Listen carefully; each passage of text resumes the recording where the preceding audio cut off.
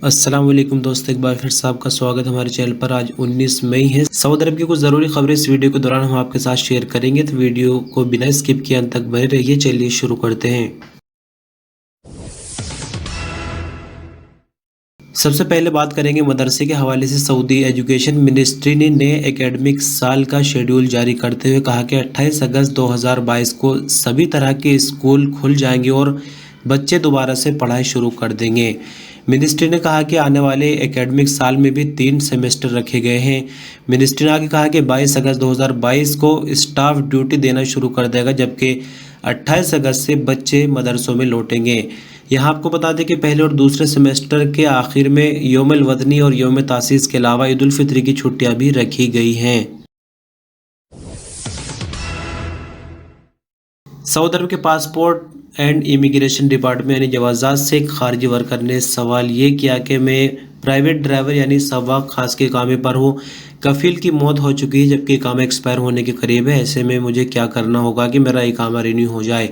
इसके जवाब में जवाज़ात की तरफ से बताया गया कि मिनिस्ट्री ऑफ ह्यूमन रिसोर्सेज का एक विभाग है जिसको डोमेस्टिक वर्कर प्रोटेक्शन डिपार्टमेंट कहा जाता है, जिसको अरबी में इदारा दाम व हिमाया अल उमाला मंजिलिया के नाम से जाना जाता है, जहां इस तरह के मामले को बेहतर तौर पर हल किया जाता है। यहाँ थोड़ा सा आपको बता दें कि कानून के मुताबिक अगर कफील की मौत हो जाती है तो उसका बेटा उसकी जिम्मेदारी ले सकता है, और जो भी ज़रूरी काम होते हैं यानी अगर लेबर उस कफील के पास थी तो उनको कंट्रोल किया जा सकता है बेटे के द्वारा। लेकिन किसी भी कंडीशन में खुद से इकामा रिन्यू करने का हक खारजी वर्करों को नहीं मिलता। एक और सवाल खारजी वर्कर की तरफ से ये किया गया कि सर्विसेज ब्लॉक हो गई है, यानी कि कंप्यूटर ब्लॉक हो गया है, जबकि वर्कर के ऊपर सरकारी पैसा था यानी चालान वगैरह के पैसे थे, तो अब क्या करना होगा कि इकामा रिन्यू हो सके। यहाँ जवाज़ात का सीधे तौर पर कहना है कि किसी भी वर्कर पर अगर सरकारी पैसा किसी भी रूप में है, जब तक वो पूरा अदा नहीं करते यानी फाइन वगैरह वायलेशन वगैरह है, अगर वो अदा नहीं करते तब तक इकामा रिन्यू नहीं किया जा सकता। इसका तरीका यह है कि पहले तो जो फाइन वगैरह है उनको भरना है, फिर उसके बाद कफील जवाज़ात के दफ्तर जाएगा और वहाँ पर एप्लीकेशन लिख कर देनी होगी। उसके कुछ टाइम बाद जो कंप्यूटर सीज हुआ था वो खुल जाएगा और उसके बाद इकामा रिन्यू कराया जा सकता है। सऊदी अरब की राजधानी रियाद में एक शॉपिंग मॉल में नौकरी करने वाली सऊदी औरत को ड्यूटी के दौरान बैठने से मना करने पर शॉपिंग मॉल के खिलाफ कार्रवाई की गई है। एक सऊदी की ट्वीट पर मिनिस्ट्री ऑफ ह्यूमन रिसोर्सेज ने ये कार्रवाई की है।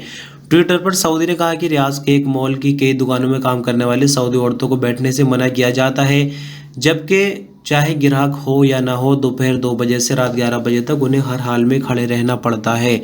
सऊदी ने कहा कि शॉपिंग मॉल के गैर मुल्की मैनेजमेंट की तरफ से सऊदी वर्करों के साथ इस तरह का सलूक करना ये नाइंसाफ़ी है। ट्वीट वायरल होने पर मिनिस्ट्री ऑफ ह्यूमन रिसोर्सेज ने कार्रवाई करते हुए जवाबी ट्वीट में कहा कि फौरी कार्रवाई करते हुए उस शॉपिंग मॉल पर जुर्माना लगाया गया। इसी के साथ साथ बाकी शॉपिंग मॉल वालों को भी हिदायत की गई है कि वो वर्करों के साथ बेहतर माहौल उपलब्ध कराए।